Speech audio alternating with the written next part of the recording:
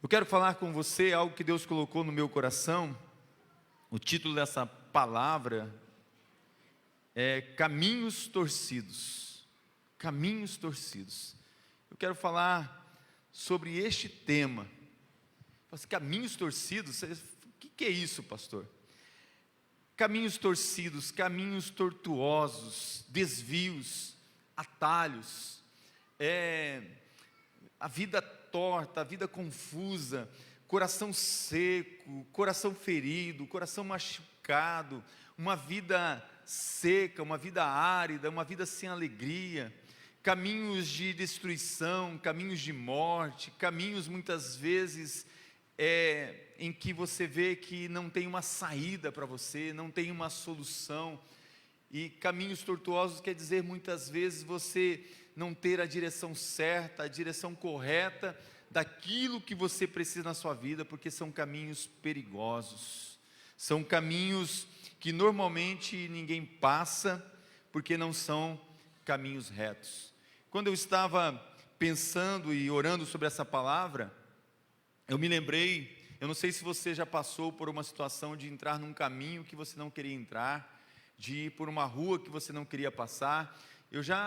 Às vezes até o aplicativo, te leva para lugares perigosos, errados. Muitas vezes você fala assim, puxa, eu queria ir para um lugar, o aplicativo... Eu não sei se você é que nem eu vivo discutindo com o aplicativo, eu brigo com ele.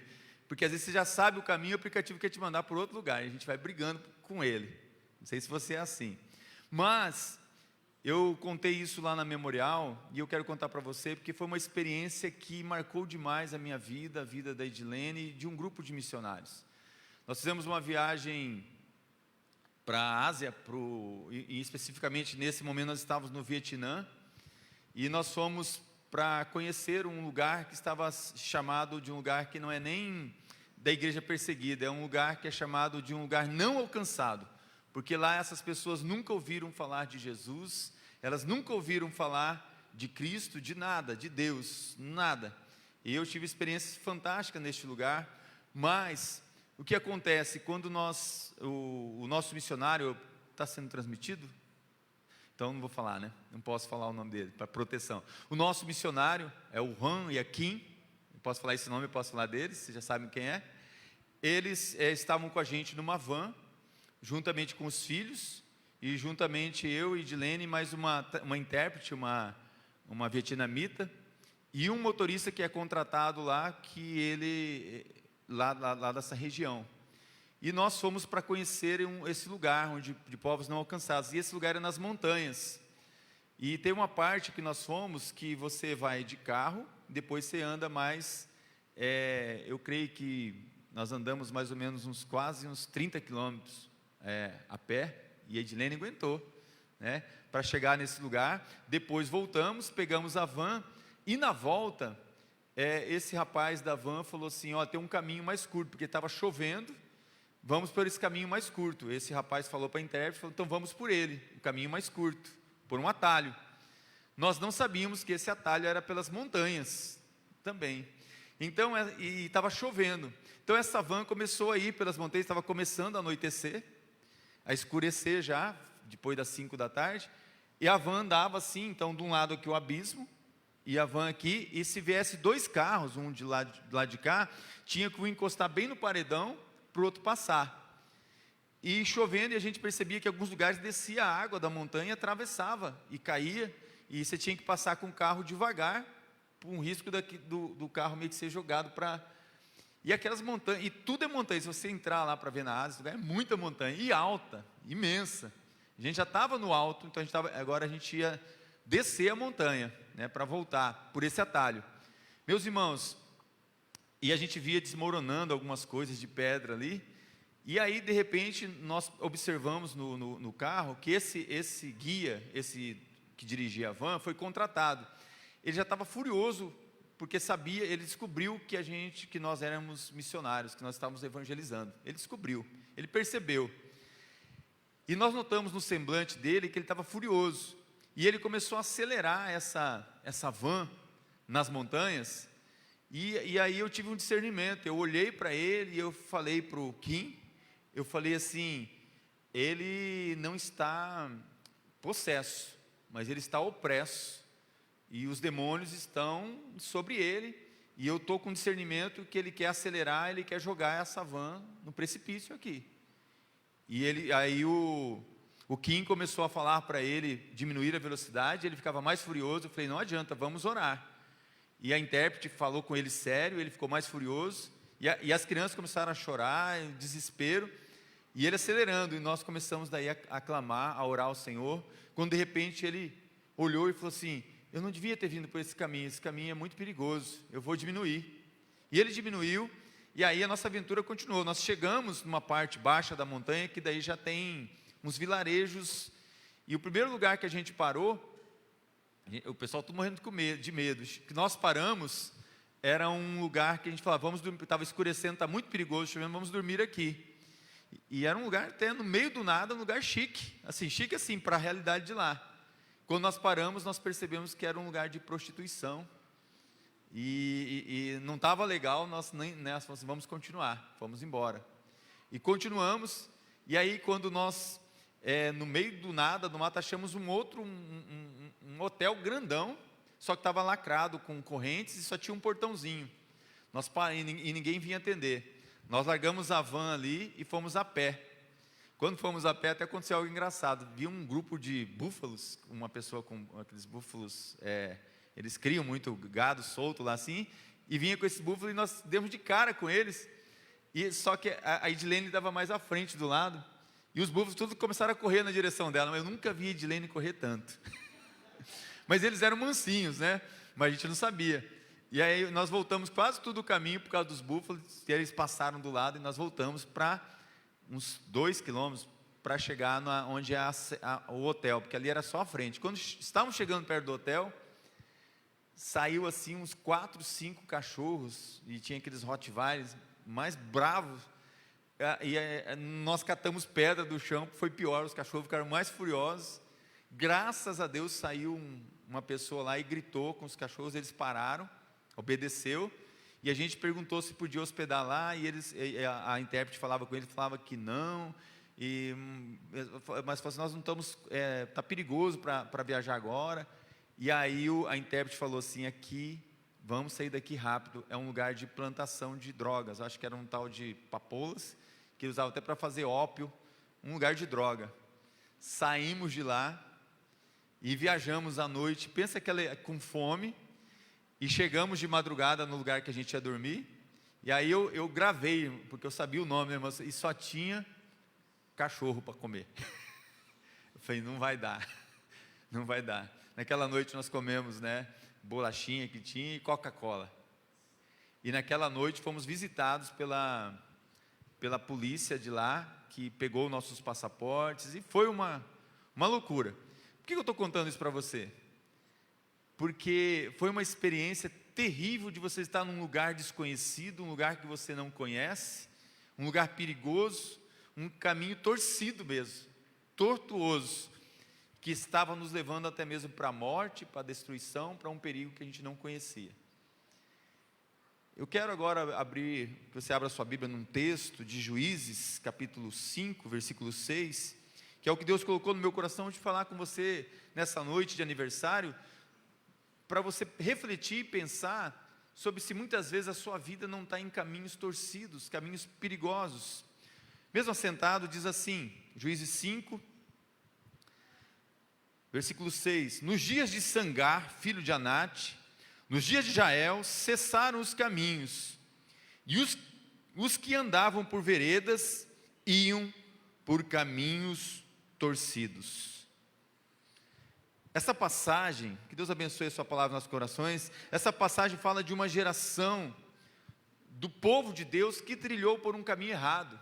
Você sabe que o livro de Juízes é um livro que retrata muito do que nós estamos vivendo agora, porque a Bíblia fala que nós estamos vivendo um tempo de apostasia, um tempo em que está havendo um abandono da fé, um tempo de enfraquecimento da fé, um tempo que pessoas estão apostatando da fé.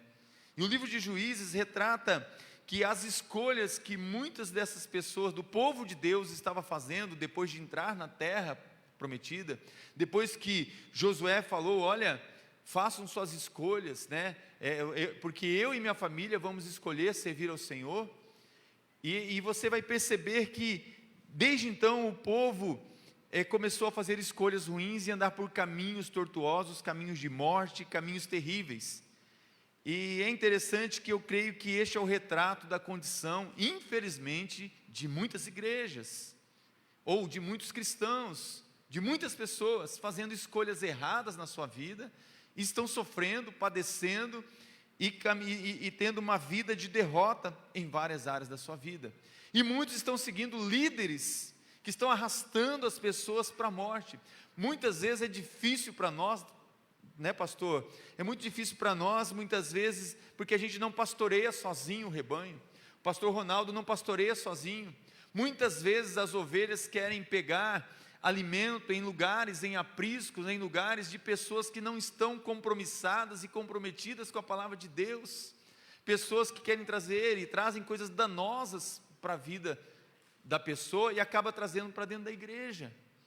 Então, Provérbios 29, 18, parte A diz assim: onde não há revelação divina, o povo se desvia. E é isso que estava acontecendo na época de Juízes, principalmente nesse tempo aqui de Anate, porque esse juiz era um juiz bom, era um juiz que estava servindo a Deus corretamente, porque de tempo em tempo que o povo fazia alguma coisa errada, Deus levantava um juiz, Deus levantava alguém para o povo.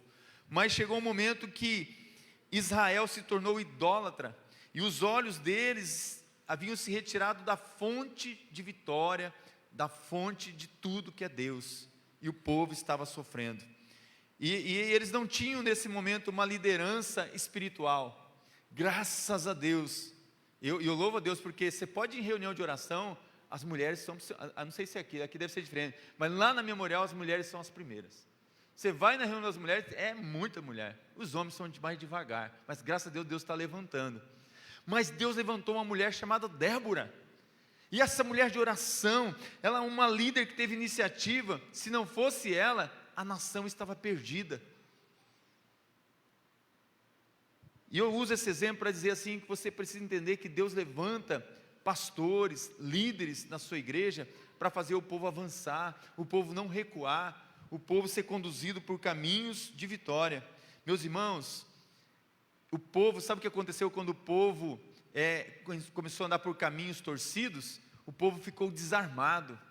O povo de Deus não tinha mais armas para lutar, o inimigo era presa fácil do inimigo.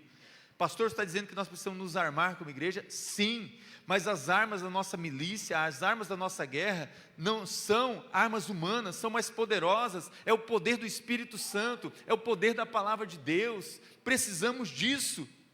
Meus irmãos, o que aconteceu quando as pessoas começaram a trilhar por caminhos longe de Deus? Eles começaram a ser atacados nas suas fontes, por flecheiros. Os flecheiros vinham e começavam a matar o povo de Deus. E é interessante que esse momento de Israel, era um momento que havia uma fortaleza, mas os vilarejos ficavam indefesos. O que eu quero dizer para você? Muitas vezes aqui dentro da igreja você se sente forte, mas quando você chega no seu trabalho, quando você chega na sua escola, quando você chega na sua universidade, quando você chega na sua casa, na sua vizinhança, é como um vilarejo que é atacado o tempo todo por flechas, por dardos inflamados. As suas crianças, os seus filhos, os professores, em todos os lugares estão sendo atacados por flechas, por flecheiros, estão minando as fontes do povo de Deus. Então o povo de Deus tinha um castelo, dentro do castelo eles estavam fortes, o rei protegia, eles estavam ali seguros, mas quando iam para os vilarejos que eles tinham que plantar, eles não tinham armas. O que acontecia? Os flecheiros atacavam e atacavam as suas fontes. Não sei se você sabe, na arte da guerra, isso no passado e até hoje, a primeira coisa que as pessoas atacam são as suas fontes de água.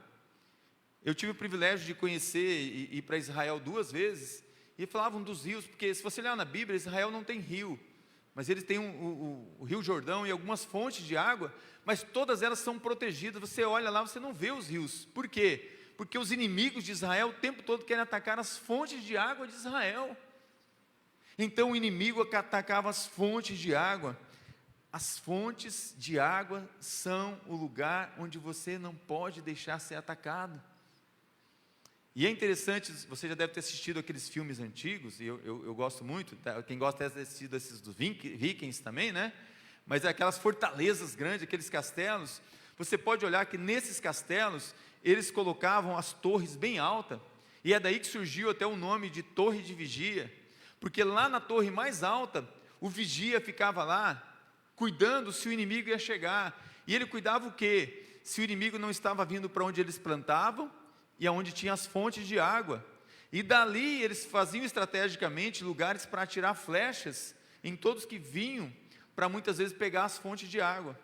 Mas o que o inimigo fazia? Já que não podia chegar no castelo, eles ficavam sorrateiramente escondidos também, esperando aqueles que iam para a colheita, aqueles que iam pegar água nas fontes, para atacar esses com as suas flechas, com seus dardos inflamados, para depois tomarem as fontes de água. E aí o que as pessoas faziam? Começavam a se desviar das fontes por caminhos, por atalhos, e aí eles se tornavam presas fáceis, porque eles não poderiam ir diretamente na fonte, e procuravam atalhos. E naquela época as cidades eram edificadas ao redor das fontes. Toda a cidade, você pode pegar a Bíblia, você lembra quando Josafá foi cercado? A primeira coisa que atacaram foi as fontes de água. E tanto é que Josafá, a vitória que veio para ele, falou assim: essa batalha, Josafá, você não vai vencer com armas humanas. Josafá pregou um jejum, oração. Aí vem a resposta de Deus: Josafá, nessa batalha você não vai ter que lutar, o Senhor vai lutar por você. Mas é nessa passagem de Josafá que tem um alerta para mim e para você, que lá diz assim: olha, ouvi a Deus e obedecei os vossos profetas. Meus irmãos, há uma dificuldade das pessoas obedecerem os seus pastores locais, e querem ouvir tantos outros que não têm compromisso com você, que não cuida de você. Eu quero colocar para você que existe uma fonte de bênção para a nossa vida, de onde flui águas da presença de Deus. E Deus colocou no meu coração de falar com você que os flecheiros do império das trevas, os demônios, os principados, eles estão se posicionando para manter você longe das fontes de água, das fontes de vida. Paulo nos alerta que a nossa luta não é contra a carne e o sangue, é contra principados, potestades, dominadores do mal. E eu quero que você se decida como Débora se levantou naquela geração como uma líder, que você homem, você mulher, se levante para dizer: pastor, nós precisamos lutar, conta comigo, nós vamos avançar, nós vamos vencer, porque os carros de guerra já estão nas ruas, os carros de guerra estão para a batalha, e as armas deles são poderosas, mas nós temos alguém maior por nós, alguém que é por nós. E Deus colocou no meu coração de falar com você de 4 fontes, rapidamente, que você precisa entender. A primeira coisa que eu quero falar para você é que caminhos torcidos te afastam da fonte da palavra. Meus irmãos, as pessoas têm se afastado dessa fonte, que é a palavra de Deus.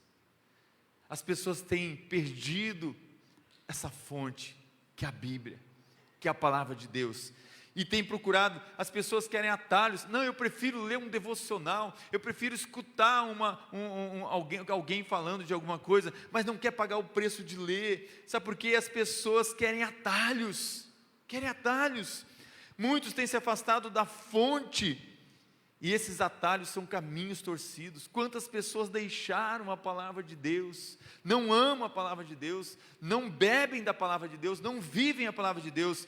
Ezequiel 18, 25, diz assim: no entanto vocês dizem, o caminho do Senhor não é reto. Então escute, ó casa de Israel, será que é o meu caminho que não é reto? Ou não seriam muito mais os caminhos de vocês que são tortuosos? Essa primeira fonte, que é a Bíblia continua sendo a maior preciosidade para a sua vida, porque a Bíblia, ela não contém a palavra de Deus. Que é isso, pastor? A Bíblia não contém a palavra de Deus. A Bíblia é a palavra de Deus, é Deus falando, é Deus agindo. Meus irmãos, E eu quero que você entenda que você precisa dessa palavra dentro de você, na sua mente, no seu coração. Você precisa viver essa palavra, porque não adianta na hora do aperto você falar assim: onde que está aquele devocional? Liga para o pastor, onde que está aquele versículo? Você não tem ideia de quantas pessoas me ligam procurando versículos básicos, versículos da fé cristã que deveriam saber. Pessoas que têm preguiça de pegar a Bíblia e estudar, têm a preguiça até mesmo de entrar no Google lá e procurar, porque é mais fácil um atalho, não quer pagar o preço de estudar a palavra de Deus. Meus irmãos, quando Jesus foi tentado no deserto, antes de começar o ministério dele, 40 dias de provação, para começar o ministério dele, o diabo chega com ele: você está com fome, transforma essas pedras em pão, e começa a tentar. Sabe o que Jesus só respondia? Está escrito, está escrito. Meus irmãos, Jesus, ele era a palavra encarnada. Você precisa dessa palavra de Jesus encarnada em você, porque quando o inimigo vem e você tem a palavra de Deus, você vai falar assim: aqui não, Satanás, porque o anjo do Senhor está acampado ao meu redor, ao meu lado, porque os anjos do Senhor estão à minha volta, porque o Senhor dá ordem aos seus anjos a meu respeito. Aqui não, Satanás, porque eu sou como a menina dos olhos do Senhor. Aqui não, porque o Senhor é o meu escudo, o Senhor é a minha fortaleza. Aqui não, porque o Senhor é aquele que multiplica o meu vigor, o Senhor é a minha cidadela, o Senhor é meu rochedo, o Senhor é meu pastor, o Senhor é o meu pão, o Senhor é a minha vida, o Senhor é tudo para mim. Mas onde está isso? Tem que estar dentro de mim, pela palavra do Senhor. É pela palavra que você vai ter autoridade. Eu preciso da palavra. Meus irmãos, essa fonte, a palavra do Senhor, está viva ou está morta diante de você? Num dos momentos mais difíceis da minha vida, na minha casa, que eu achava que ia sucumbir, eu já contei essa história aqui, mas não vou contar de novo, mas vou dizer assim: eu estava para desmaiar dentro da minha casa, meu pai endemoniado, a situação complicada lá, eu segurei na mesa da minha sala, parece que eu ia desmaiar, eu não estava aguentando. A palavra do Senhor veio dentro de mim: mas os que esperam no Senhor renovarão as suas forças. Meus irmãos, eu fui renovado pela palavra. É a palavra que te renova, é a palavra que te fortalece, a palavra é alimento, a palavra é água que limpa. Você precisa dessa palavra, você precisa ser limpo na sua mente, no seu coração. Você que é professor, você que é empresário, você que é pai, você que é mãe, você que é filho, precisa ser limpo pela palavra a todo tempo. O sangue de Jesus te purifica, te perdoa da imundícia, mas é a água que limpa, e essa água é a palavra de Deus.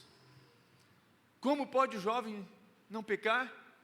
Escondi a tua palavra dentro do meu coração, para eu não pecar contra ti. Meus irmãos, o diabo com seus demônios quer afastar você dessa fonte, e ele manda flechas, dardos inflamados, para você não devorar, não comer essa palavra. Meus irmãos, repreenda nessa noite. Nós estamos na autoridade, no nome de Jesus, pela palavra, para repreender. Não é para deixar a Bíblia aberta no Salmo 91, não, é para viver o Salmo 91, é se abrigar sobre as asas do Altíssimo, é ter Ele como refúgio, é ter Ele como a sua segurança. Então, em nome de Jesus, eu quero dizer para você: chegou a hora de levantar e combater o inimigo que quer te afastar dessa fonte que é a palavra de Deus. Não deixa caminhos, não pegue atalhos. Volte a estudar a palavra de Deus, volte para a escola bíblica, volte para um tempo de devocional, de meditação. Coma dessa palavra, beba dessa palavra, viva essa palavra. Essa é a primeira palavra que eu tenho para você. Os caminhos torcidos te afastam da fonte da palavra de Deus. Você precisa dessa palavra para resistir esses dias. Amém? Segunda coisa, caminhos torcidos te afastam da fonte da fé. O outro alvo dos flecheiros é a fonte da fé, porque é por meio da fé que alcançamos salvação, é por meio da fé que a gente vê as coisas se materializando, é por meio da fé que a gente tem vitória. É por isso que Paulo, ensinando a Timóteo, em 1 Timóteo 6, versículo 12, ele fala assim: Timóteo, combata o bom combate da fé, tome posse da vida eterna, para a qual você foi chamado e fez boa confissão na presença de muitas testemunhas. O motivo de uma luta é para que você defenda algo e tome posse de algo. Quando você vai lutar por alguma coisa, é porque você entende que aquilo é importante para você. Cada vez que alguma coisa se levanta contra você, você tem que dar respostas. E é por isso que a Bíblia fala que você precisa estar preparado para dizer a razão da sua fé. Por que você tem fé? Por que você crê? Meus irmãos, você sabe disso, Hebreus 11:6 fala que sem fé é impossível agradar a Deus. Pois quem dele se aproxima precisa crer que ele existe, que recompensa aqueles que o buscam.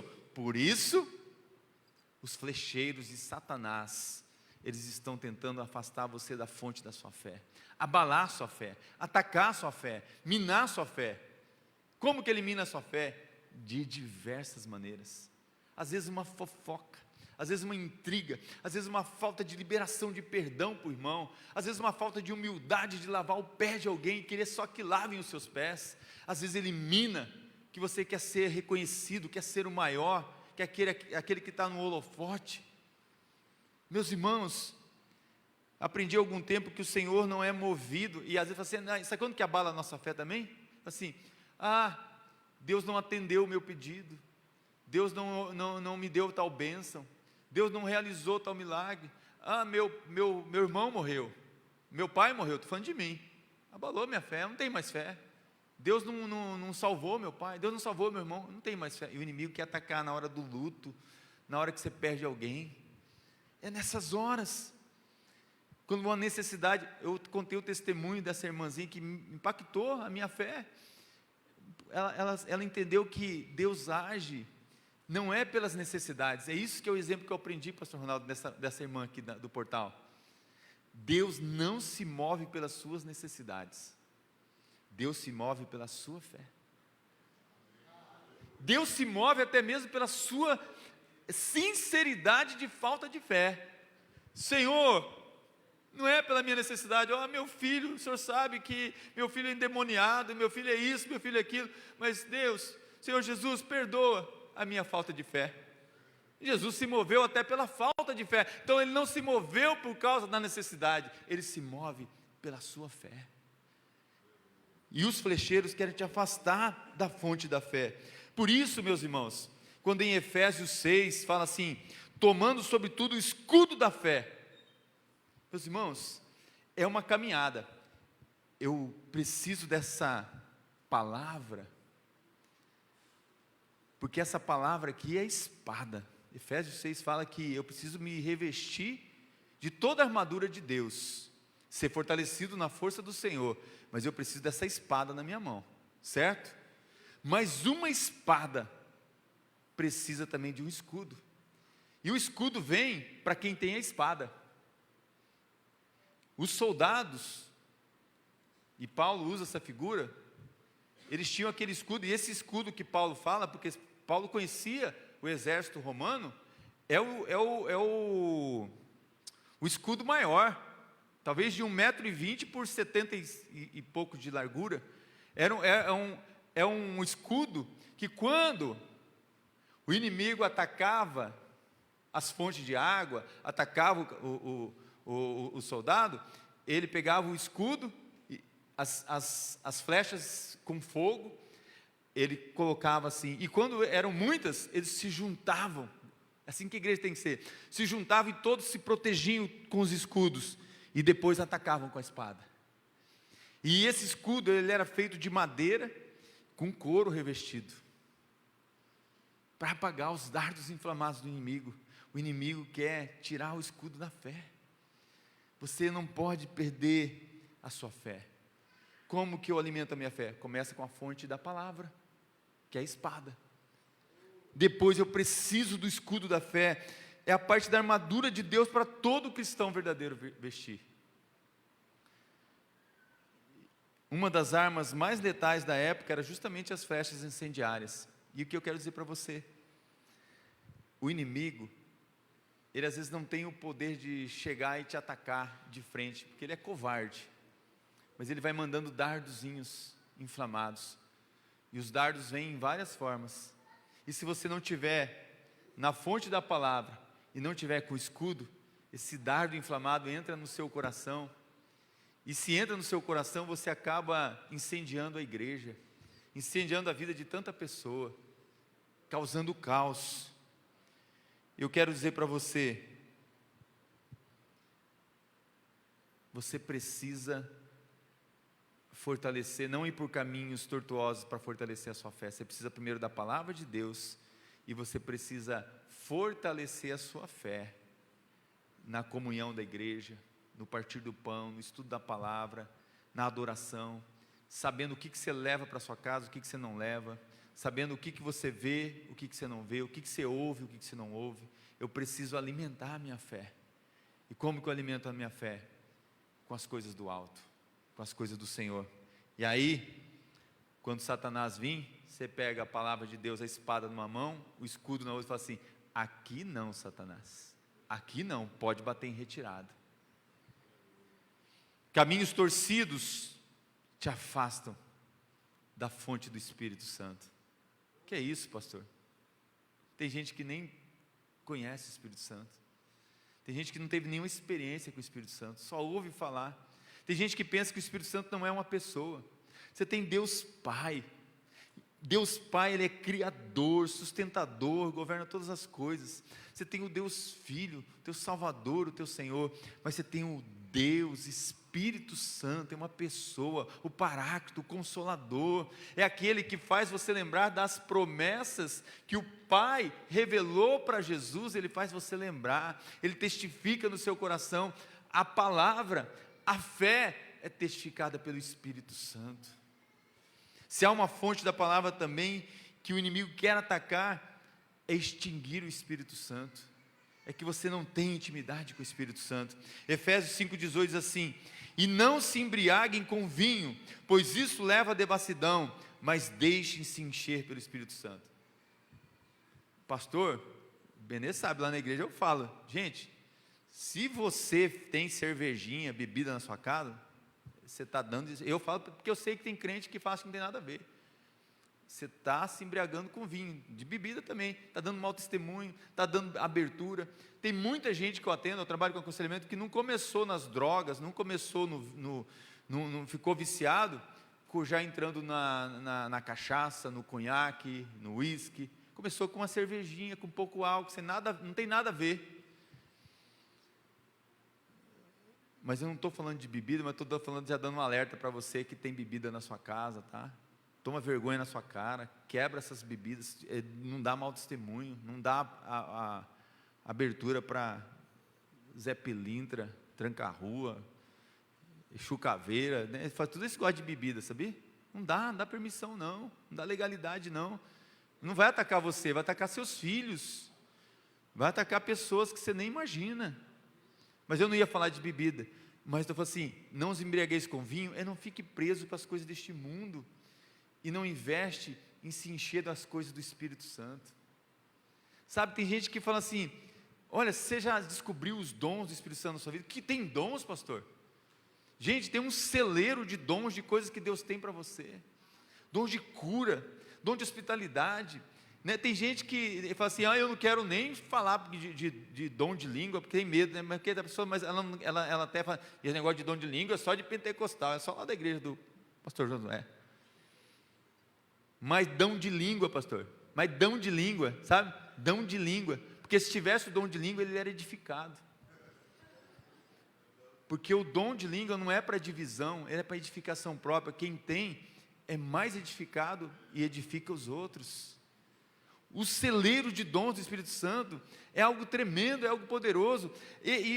Mas eu quero os dons, mas antes dos dons, você precisa ser cheio do Espírito Santo para as pessoas verem os frutos da sua vida.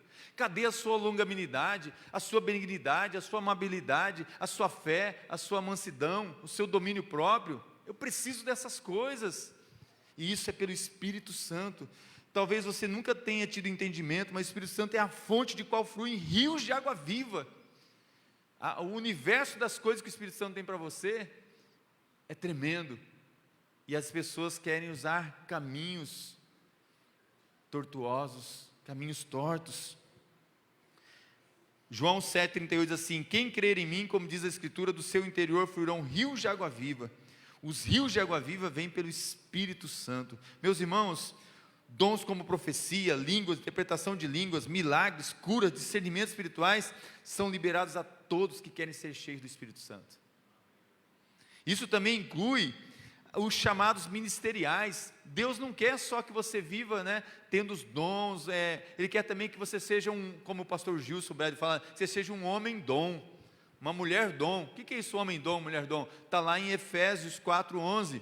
Eis que ele mesmo deu uns para apóstolos, outros para profetas, outros para evangelistas, outros para pastores e outros para doutores. O Espírito Santo deseja que os dons e talentos sejam liberados e desenvolvidos. Basta só um encontro com o Espírito Santo, uma experiência tremenda com Ele, para você ver o fluir na sua vida. Precisamos dessa experiência, precisamos viver isso. Meus irmãos, acredito que veremos não apenas tesouros espirituais, mas milagres, curas, coisas tremendas acontecendo na nossa vida. Sabe o que acontece? É que infelizmente muitas pessoas vivem atrás de sinais, sabia? Vivem atrás, tem o profeta ali que faz isso, tem a irmã tal que profetiza. Tem gente que se profetiza coisa boa, vai atrás, anda quilômetros. Esse tempo eu falei lá na igreja, como o Benê fala que eu sabe que eu falo mesmo. Então, pastor, eu gosto daquele que me falou que viu eu com o canudo na mão. Eu já pensei na universidade. Falei, canudo? Era época de Covid, você estava vendo o negócio lá. Porque a pessoa só quer coisa boa, mas a gente está alertando para você de uma coisa ruim e você não quer. E é desse jeito que o povo vai. Meus irmãos, Deus quer que o Espírito Santo esteja em você, para acontecer aquilo que em Atos, ele falou em Atos 1:8, vocês vão receber o poder do Espírito Santo, para vocês serem minhas testemunhas, na Judéia, Samaria, em todos os lugares, confins da terra, porque enquanto você é uma testemunha, que você evangeliza, que você discipula, aí sim os sinais, as maravilhas vão acompanhando a sua vida.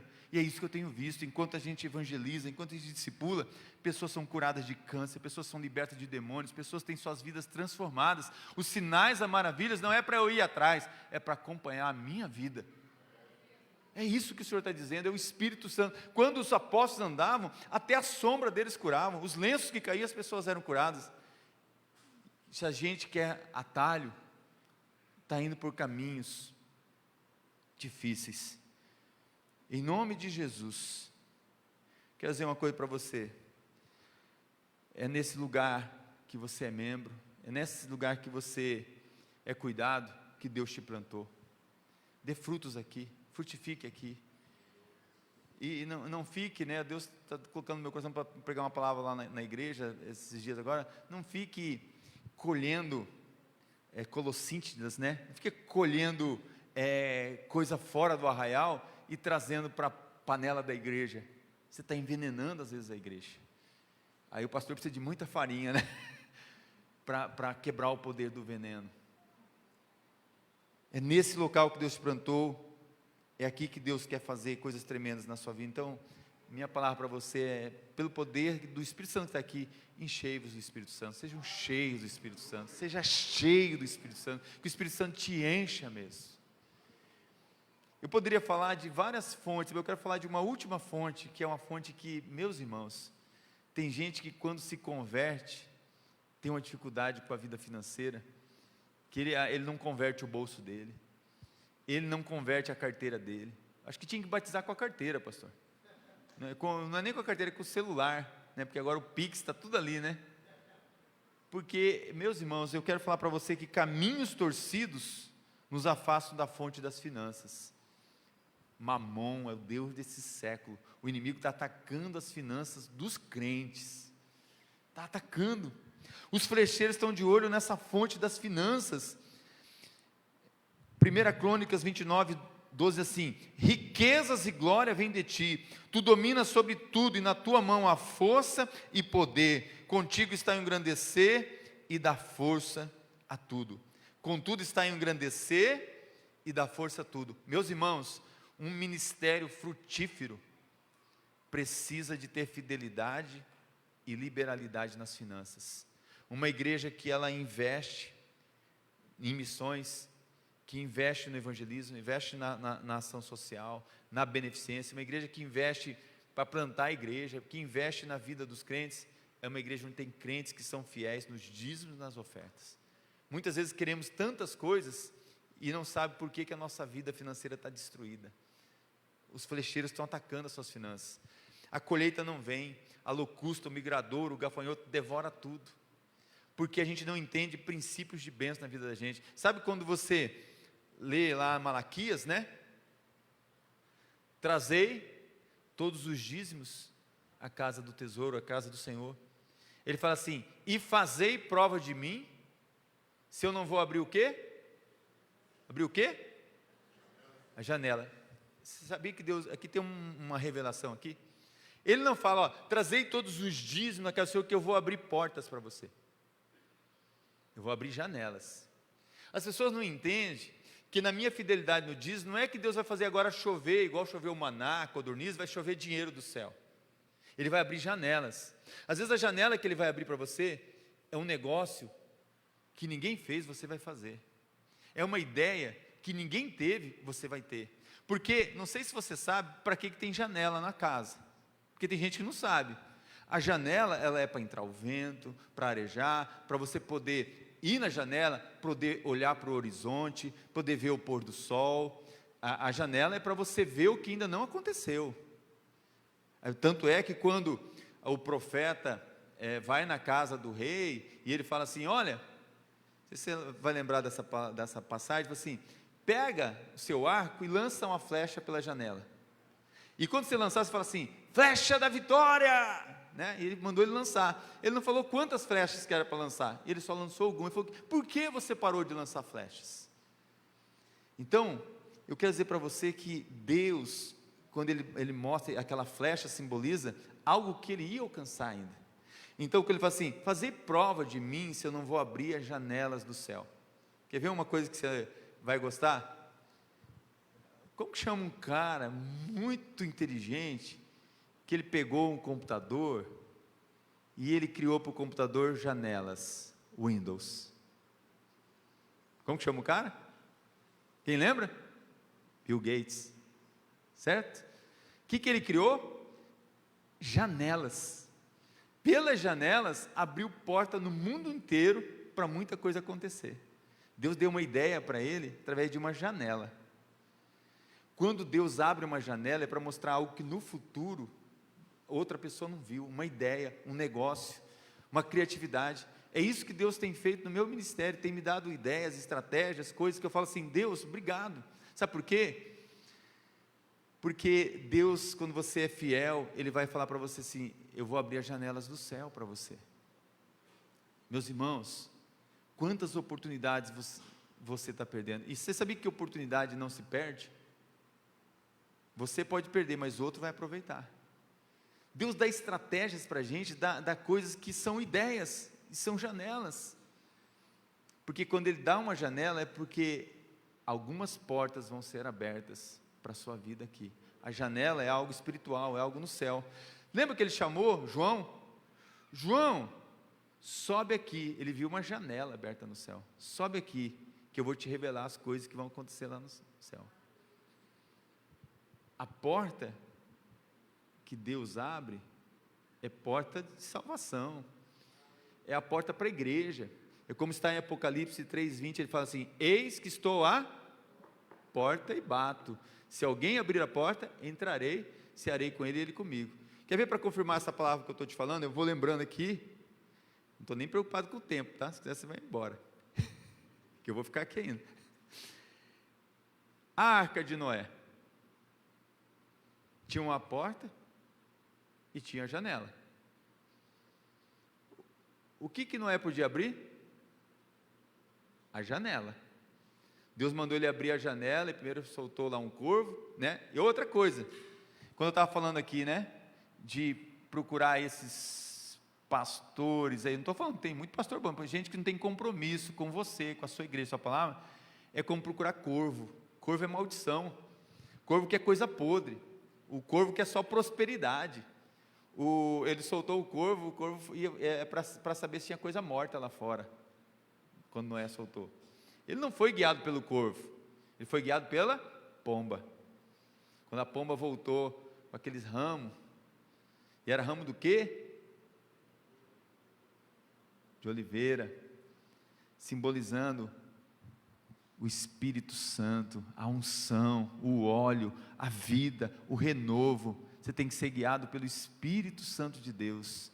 Deus abre janelas, e aí quando Noé abriu a janela, chega o momento que Deus fala assim, agora eu vou abrir a porta para você sair com a sua família. E você vai viver o quê? Um novo tempo, uma nova história, num novo lugar. Meus irmãos, Deus está falando com essa igreja nesse dia de aniversário, que Ele quer que você ande por caminhos retos que Deus tem.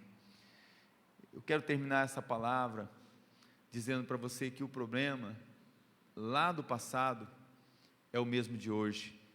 Está em Jeremias 2:13, o que aconteceu e o que acontece com a sua vida, com a minha, com a das pessoas que escolhem caminhos torcidos. O meu povo cometeu 2 crimes, eu gosto dessa tradução, não é 2 erros não, 2 crimes. Eles me abandonaram a mim, a fonte da água viva, e cavaram as suas próprias cisternas rachadas, que não retêm água, cisternas rotas. Sabe, meu irmão, quando vem um ataque dos flecheiros, as pessoas não querem enfrentar, preferem fugir. E não sei se você sabe, a armadura do soldado não tinha proteção nas costas, não tem, porque se ele virasse as costas para o inimigo, ele ia levar uma flechada nas costas, e é isso que o inimigo quer. Mas o Senhor quer que você avance. Deus não se alegra de quem desiste, Deus quer que a gente avance como igreja, e para isso, o Senhor está dizendo: olha, eu sou a sua fonte de alegria, eu sou o seu manancial de água. Meu povo cometeu 2 erros, a mim me deixaram, me abandonaram, e cavaram para si cisternas rotas, que não retém água. Meus irmãos, há um caminho perfeito, há uma vereda perfeita. A palavra antiga é Olam, a palavra Olam é sagrado, é vereda do Senhor, e tem um caminho que é perfeito, e esse caminho é o caminho que Jesus tem para mim e para você. Não é um caminho torcido, é um caminho direito. Isaías fala que até os cegos encontrarão, até os loucos não vão errar. É o caminho do Senhor, um caminho perfeito.